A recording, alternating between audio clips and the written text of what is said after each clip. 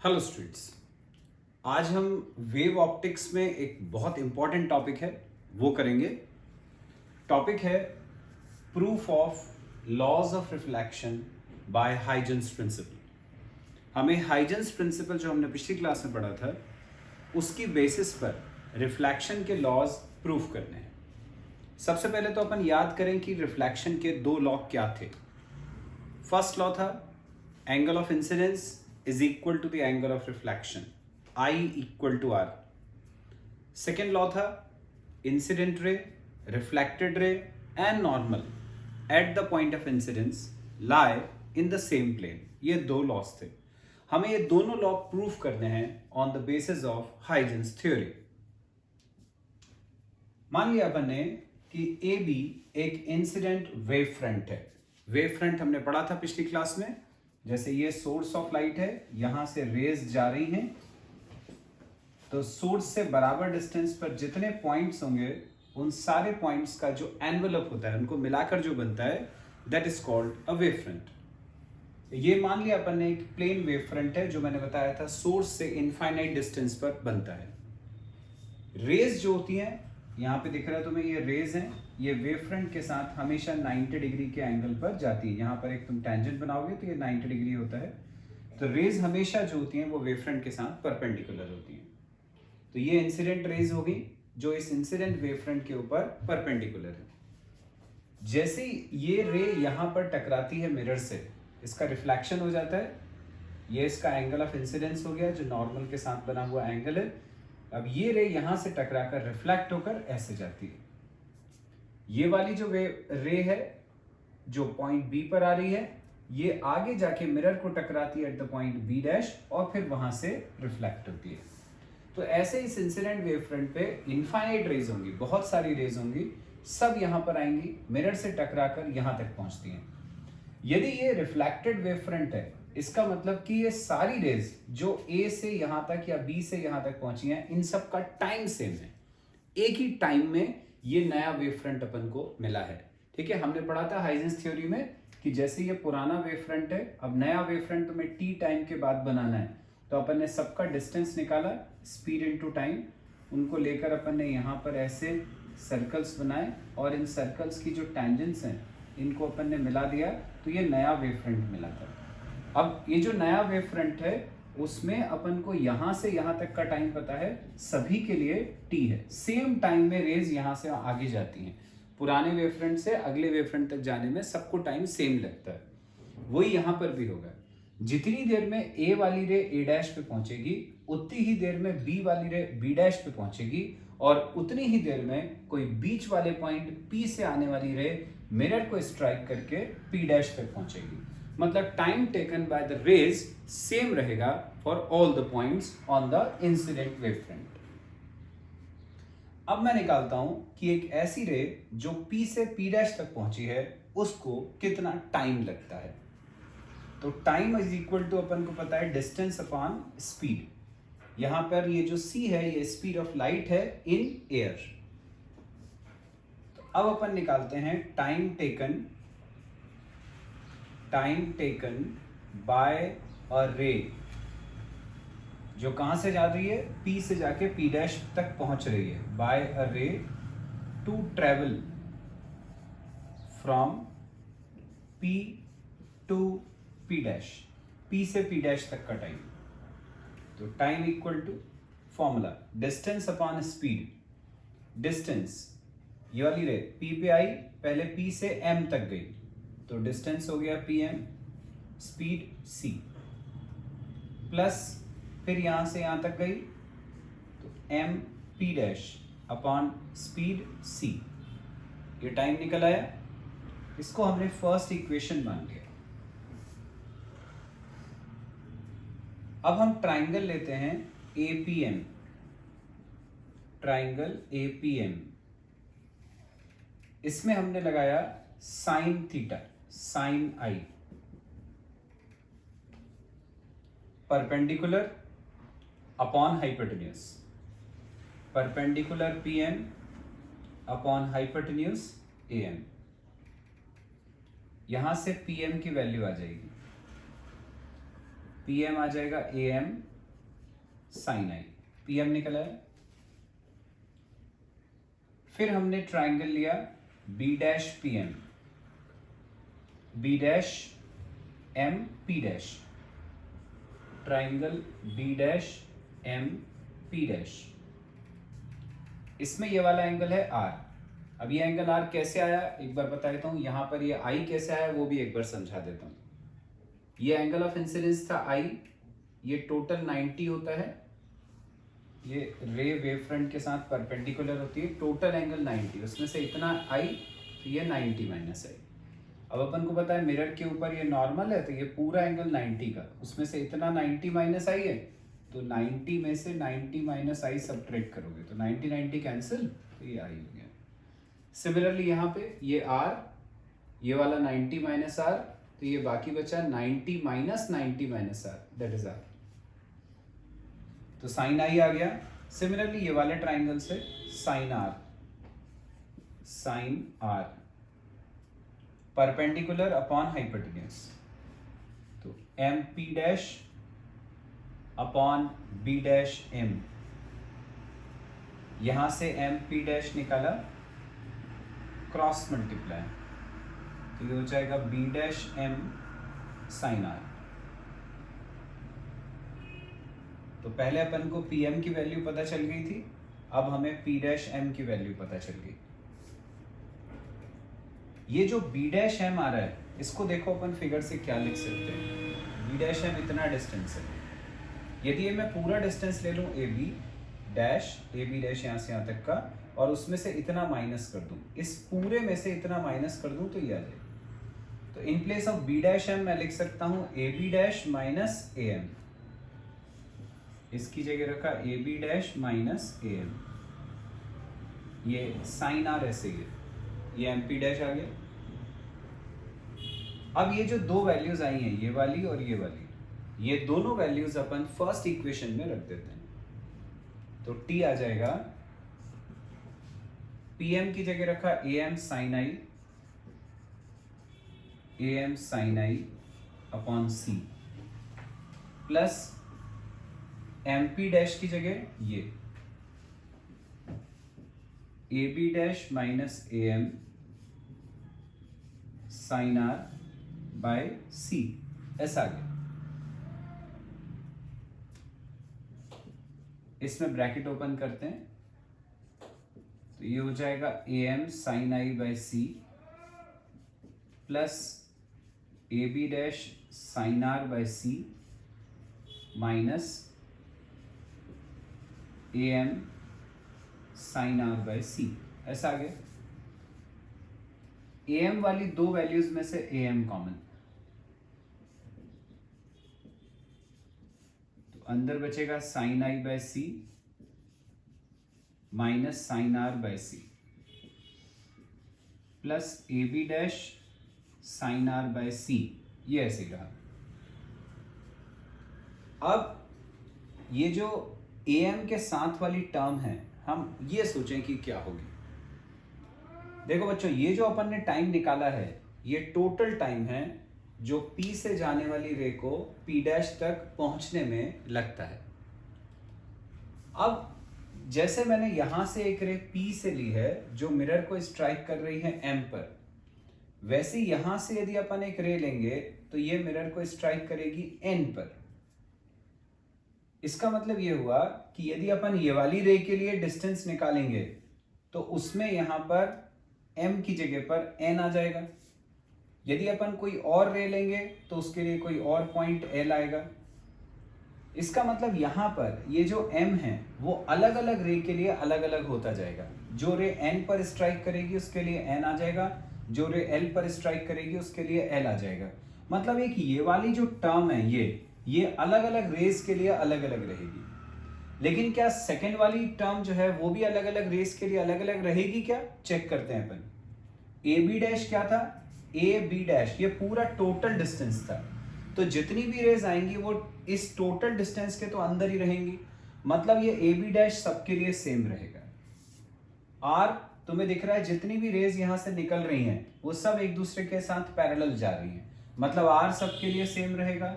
C speed of light है वो तो सेम रहेगा ही सबके लिए। इसका मतलब ये हुआ कि A B dash sine R by C वाली टर्म जो है वो यहां पर जितनी रेज हैं उन सब के लिए सेम रहने वाली है। यहां पर देखो, यहां पर सिर्फ ये जो m था वो मैंने बोला अलग अलग रेस के लिए अलग अलग रहेगा, बाकी ये i सबका सेम है, r सबका सेम है, c सबका सेम है। तो यदि अपन चाहते हैं कि सबका टाइम सेम रहे, क्योंकि इंसिडेंट वेव फ्रंट से रिफ्लेक्टेड वेव फ्रंट तक जाने वाली रेस सेम टाइम लेती हैं, तो चाहे रे p से आए, चाहे रे यहां से आए, चाहे यहां से आए, चाहे b से आए, सबके लिए टाइम सेम होना चाहिए। तो यदि टाइम सेम चाहिए तो ये वाली जो टर्म है ये अपन को यहां से हटानी पड़ेगी, ये रिमूव करनी पड़ेगी। यदि ये टर्म यहां से हट गई, यदि ये टर्म यहां से हट गई तो देखो टाइम कितना हो जाएगा, A B dash sine R by C, जो जैसे मैंने अभी समझाया सारी रेस के लिए सेम रहने वाला है। तो ये सेम है लेकिन ये अलग अलग रेस को अलग अलग टाइम दे रहा था, इसलिए अपन इस टर्म को यहां से हटा देते हैं, रिमूव कर देते हैं। तो for T to be same, यदि टाइम सबके लिए सेम रहना है तो ये वाली टर्म यहां पे नहीं आनी चाहिए, इसको हटा देते हैं। तो A M sine I by C minus sine R by C हटा देना है, हटा देना है मतलब इसकी वैल्यू 0 ले लेनी है। यदि इसकी वैल्यू 0 हो गई तो सबके लिए टाइम सेम हो जाएगा। अब देखो ये वैल्यू यदि 0 है तो क्या होगा, हमें पता है जब दो टर्म्स का प्रोडक्ट 0 होता है तो either first is equal to 0 और सेकंड इक्वल टू 0। तो फर्स्ट को इक्वल टू 0 करा तो ए एम इक्वल टू 0, या सेकंड को 0 करा तो sine I by C minus sine R by C equal to 0 करा। अब ये देखें इसमें से कौन सा पॉसिबल है। ए एम इक्वल टू 0 का मतलब क्या हुआ, ए एम इक्वल टू 0 का मतलब हुआ कि ये डिस्टेंस है ही नहीं। अब यदि ये डिस्टेंस है ही नहीं इसका मतलब कि फिर एम पॉइंट तो एग्जिस्ट ही नहीं करेगा, ये डिस्टेंस एग्जिस्ट ही नहीं करेगा, पर ऐसा तो पॉसिबल नहीं है। यहां पर रे जब यहां स्ट्राइक करेगी तो ये कुछ ना कुछ डिस्टेंस तो जरूर होगा। तो A M equal to 0 is not possible, इसको छोड़ देते हैं अपन, ये पॉसिबल नहीं है। मतलब ओनली कंडीशन पॉसिबल है ये वाली,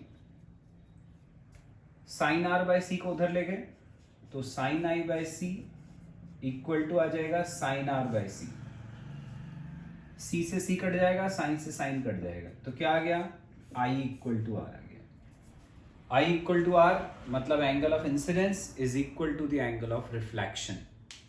देखो यही था अपना फर्स्ट लॉ ऑफ रिफ्लेक्शन, यही अपन प्रूव करने की कोशिश कर रहे थे आगे। तो हमने हाइजन का जो प्रिंसिपल था उसकी मदद से जो फर्स्ट लॉ है रिफ्लेक्शन का वो प्रूव कर लिया। अब सेकेंड लॉ में तुम्हें कुछ ऐसे डेरिवेशन नहीं करना है, सिर्फ स्टेटमेंट लिखना है। सेकेंड लॉ याद करें क्या था, सेकेंड लॉ ये था कि incident ray, reflected ray and normal lie in the same plane. अब यहां तुम देखो इंसिडेंट रे ये है, रिफ्लेक्टेड रे ये है, नॉर्मल ये है, ये सब के सब तुम्हें दिख रहा है फिगर में। ये जो मिरर है उसके परपेंडिकुलर प्लेन में लाई कर रही है, ठीक है। सभी रे यहां से ये ऐसे गई, सामने की तरफ नहीं आई है। ये जो नॉर्मल है वो भी मिरर के साथ परपेंडिकुलर है, मतलब इंसिडेंट रे, रिफ्लेक्टेड रे और नॉर्मल ये सब जो अपना मिरर है उसके परपेंडिकुलर प्लेन में लाई करती हैं। क्योंकि ये परपेंडिकुलर प्लेन में लाई कर रही हैं मतलब ये सब की सब एक ही प्लेन के अंदर लाई कर रही हैं। तो इसमें सिर्फ स्टेटमेंट लिखना है, मैं बोल रहा हूं वो लिख लो तुम। Incident ray, reflected ray and normal, incident ray, reflected ray and normal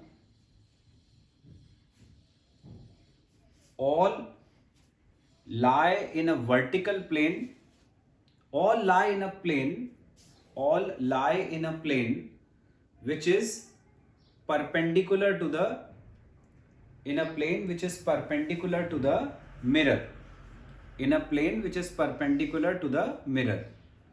This proves second law of reflection. This proves second law of reflection.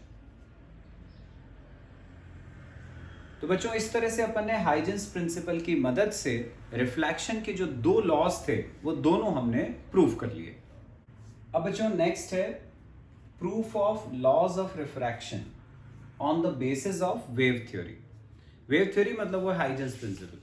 Huygens principle की बेसिस पर हमने पहले लॉ ऑफ रिफ्लेक्शन प्रूव करे थे, अब laws of refraction है। सबसे पहले अपन रिफ्लेक्शन के जो दो लॉ थे वो समझ लें।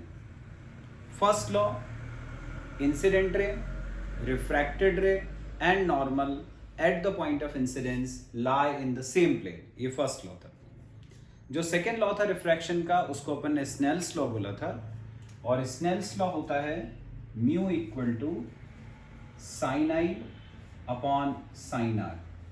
हमने पढ़ा था एंगल ऑफ इंसिडेंस के साइन और एंगल ऑफ रिफ्रैक्शन का जो साइन होता है, उन दोनों का रेशियो कांस्टेंट होता है और उस कांस्टेंट को अपन बोलते हैं रिफ्रैक्टिव इंडेक्स। यदि मान लो रे एयर से ग्लास में जा रही है तो ए म्यू जी लिखते हैं इसको। यही रिफ्रैक्टिव इंडेक्स जो होता है ए म्यू जी, इसको अपन वेलोसिटी ऑफ लाइट के फॉर्म में भी एक्सप्रेस करते हैं। इसको हम बोलते हैं velocity of light in air upon velocity of light in glass. ठीक है, यदि ग्लास है तो ए म्यू जी लिखना है, कोई और मीडियम है तो उसका नाम आ जाएगा ग्लास की जगह। तो ये था रिफ्रैक्शन का सेकेंड लॉ, जिसको अपन स्नेल्स लॉ बोलते थे। तो वो अपन को दोनों लॉ जो हैं वो अब हमें यहाँ पे हाइजेंस प्रिंसिपल से प्रूव करने हैं। मान लिया अपन ने कि ए बी एक इंसिडेंट प्लेन वेव फ्रंट है जो इस सरफेस के ऊपर इंसिडेंट है। ये रेज आ रही है जो इसके साथ परपेंडिकुलर होती हैं। रिफ्रैक्शन के बाद ये रेज इस मीडियम से, एयर से किसी दूसरे मीडियम में जा रही हैं। जैसे सपोज ये ग्लास है, एयर टू ग्लास चलेगी। तो अपन ने पढ़ा है कि जब रे एयर टू ग्लास जाती है, रेयर टू डेंसर जाती है तो बेंड हो जाती है टुवर्ड्स द नॉर्मल। तो ये रे जिसको ऐसे जाना चाहिए था नॉर्मल की तरफ बेंड होके ऐसे आ गई।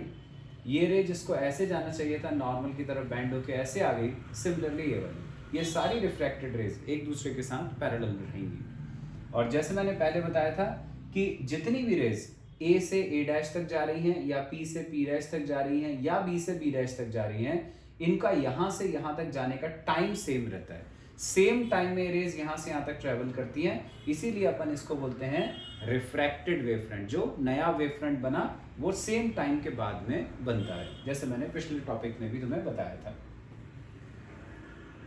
अब मैं निकालूंगा P से P डैश तक जो रे गई उसको कितना टाइम लगा, वो निकालेंगे अपन।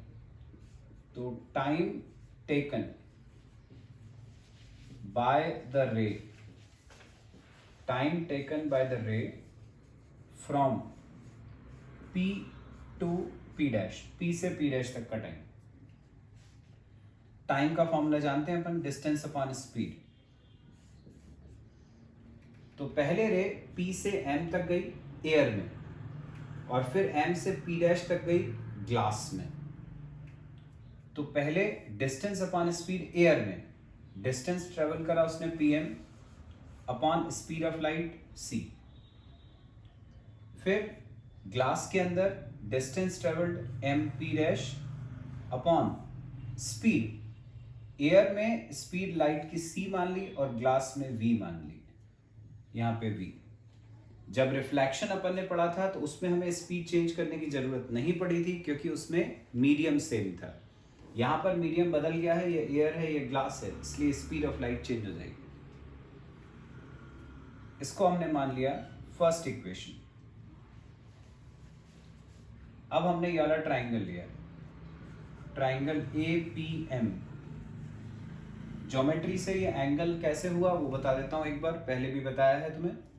ये I एंगल ऑफ इंसिडेंस, ये टोटल एंगल 90, क्योंकि रे हमेशा वेव फ्रंट के साथ परपेंडिकुलर होती है। टोटल 90 में से इस I को हटाया, माइनस करा, तो ये 90 माइनस I। अब ये टोटल 90 होता है, उसमें से इतना 90 माइनस I सब्ट्रैक्ट करोगे तो ये I। तो अपन ने ट्राइंगल APM लिया, उसमें ये एंगल I है, हमने लगाया sine I perpendicular upon hypotenuse, तो PM अपॉन AM। यहां से PM की वैल्यू आ गई AM साइन I, ये PM निकल आया। फिर हमने ये वाला ट्राइंगल लिया, ये वाला B dash P dash M, triangle B dash P dash M। इसमें लगाया sine R, perpendicular upon hypotenuse, P dash M upon B dash M. यहां से पी डैश एम की वैल्यू आ गई B dash M sine R, ये P dash M निकल आया। अब ये जो दो वैल्यूज आ गई, ये पी एम वाली और ये पी डैश एम वाली, इसको यहां और यहां रख देते हैं तो टी आ जाएगा। पी एम की जगह रखा ए एम साइन आई, ये रखा ए एम साइन आई, नीचे सी ऐसे ही है। पी डैश एम की जगह ये रखा B dash M sine R upon V ऐसे ही। बी डैश एम ये इतना डिस्टेंस है, तो हम ये पूरा डिस्टेंस ले लें ए बी डैश, उसमें से इतने को माइनस करें तो याद आ जाएगा। तो बी डैश एम को हम लिख सकते हैं A B dash minus A M, यहां रख देंगे। तो टी इक्वल टू ये A M sine I by C plus B dash M को लिखा A B dash minus A M, ये साइन आर बाई वी, ये ऐसे ही रहेगा। टी इक्वल टू ब्रैकेट खोला तो A M sine I by C plus A B dash sine R by V minus A M sine R by V, ऐसा आ गया। A M वाली दो टर्म्स में से A M common, A M common, तो यहां बचा sine I by C minus sine R by V plus A B dash sine R by V, ये ऐसे ही रहा। इसको हमने एक इक्वेशन सेकेंड इक्वेशन मान लिया, फर्स्ट अपन ने ऑलरेडी इसको ले लिया था। अब जैसे मैंने शुरू में ही बोला था कि जितनी भी रेज इस इंसिडेंट वेव फ्रंट से इस रिफ्रैक्टेड वेव फ्रंट तक पहुंचती हैं तो उनको टाइम सबको सेम लगता है। अब यहां पर देखें तो ये जो A B dash sine R by V वाली टर्म है, A B dash sine R by V, देखो सारी रेज के लिए सेम रहेगा, क्योंकि जितनी भी रेज यहाँ पे आएंगी, जो बीच में आ रही है एम पे, ऐसी कोई बीच में यहाँ एन पे स्ट्राइक करेगी, कोई एल पे स्ट्राइक करेगी, जितनी भी रेज आती हैं बीच में भी, वो सब लाए तो ए और बी डैश के बीच में ही लाई करेगी। इसका मतलब ए बी डैश सबके लिए सेम है, आर सबके लिए सेम रहेगा, क्योंकि सभी रेज जो है वो एक दूसरे के साथ पैरेलल जा रही हैं। V speed of light in glass, वो भी सबके लिए सेम रहेगा। मतलब ये वाली टर्म सबके लिए सेम है, एक जैसी है। यहां पर ये जो m है वो प्रॉब्लम कर रहा है, जो रे यहां पर स्ट्राइक कर रही है उसके लिए m आ रहा है, यदि कोई रे यहां पर स्ट्राइक करेगी तो उसके लिए यहाँ n आ जाएगा, कोई यहां पर स्ट्राइक करेगी मान लो l पे तो उसके लिए l आ जाएगा। तो t यदि सबके लिए सेम रहना है तो ये वाली टर्म अपन को यहां से हटानी है। For t to be same ये पूरी टर्म की वैल्यू 0 होनी चाहिए। तो am sine I by C minus sine R by V equal to होगा 0। अब जब दो टर्म्स का प्रोडक्ट 0 होता है तो आइदर फर्स्ट इक्वल टू 0 होता है और सेकेंड इक्वल टू 0 होता है। तो ए एम इक्वल टू 0 होगा और sine I by C minus sine R by V, ये इक्वल टू 0 होगा। अब जैसे अपन ने लॉ ऑफ रिफ्लेक्शन में हमने पढ़ा था कि ए एम 0 हो नहीं सकता, क्योंकि वो रियल वैल्यू है, एम कोई ना कोई रियल पॉइंट आएगा तो कोई ना कोई डिस्टेंस तो जरूर होगा। तो A M equal to 0 not possible, ये वाली वैल्यू पॉसिबल नहीं है। तो ओनली पॉसिबल वैल्यू कौन सी हो गई, ये वाली। Therefore sine I by C equal to हो जाएगा साइन आर बाय वी, इसको उधर ले गए अपन। अब साइन आर को यहां नीचे ले आए तो ये हो जाएगा sine I upon sine R equal to C upon V. अब सी क्या था, सी था speed of light in air, v क्या था, v था speed of light in glass, मतलब in medium.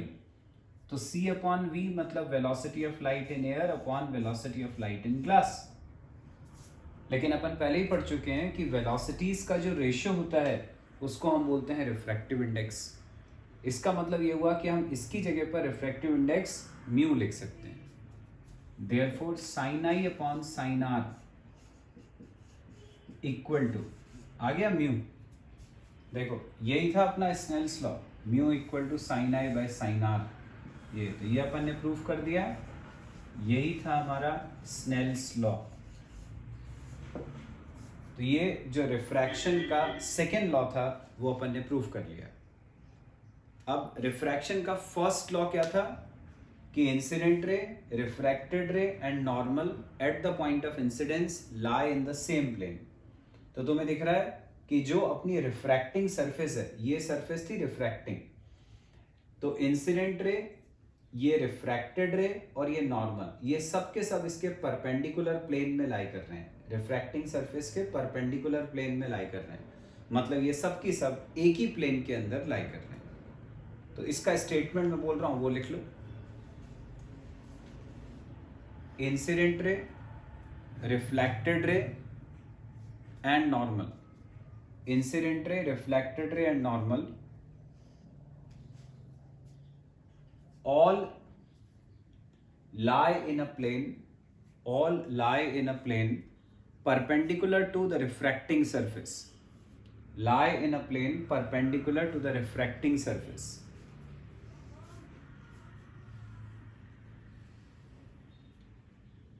This is the law of refraction. This is the law of refraction. तो इस तरह से बच्चों रिफ्रैक्शन के जो दो लॉ थे वो अपन ने दोनों प्रूफ कर लिए।